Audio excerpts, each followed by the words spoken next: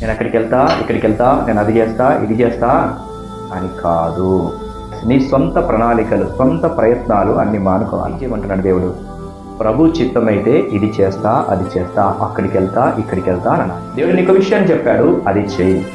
నీకు బయలుపరిచిన చిత్తం ఉంది, అదే చేయి. అలా కాకుండా నీకు ఇష్టం వచ్చినట్టు చేస్తే అది క్లోజ్ చేసి ఆయన చిత్త ప్రకారంగానే నడిపిస్తాడు. ఇప్పటికైనా మనం అలా తిరిగితే క్షేమం. నువ్వు దేవుడి చిత్తంలో పని చేస్తున్నావా, దేవుడి చిత్తానుసారంగానే నడుచుకుంటున్నావా, అయితే నువ్వు సక్సెస్ అవుతావు.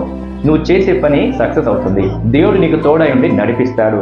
అలా కాకుండా గనక దేవుడి చిత్తానుసారంగా కాకుండా ఉంటే అది కంపల్సరీ మళ్ళీ బ్యాక్ అయిపోతావు. చెప్పాలి, నువ్వు ఏదైనా చేస్తావంటే, అన్న నేను ఫలానా బిజినెస్ చేద్దాం అనుకున్నాను, ప్రార్థన చేయండి, ప్రారంభిస్తాను అని కాదు. అన్న దేవుని చిత్తమైతే నేను ఆ బిజినెస్ చేస్తాను, దేవుని చిత్తమైతే నేను ఇది చేస్తాను, దేవుడి చిత్తమైతే అలాగే చేస్తానని చెప్పాలి. దేవుడి చిత్తమైతేనే చేయాలి. అలాగా పూర్తిగా ఆయన చిత్తానికి మనం ఒప్పుకోవాలి.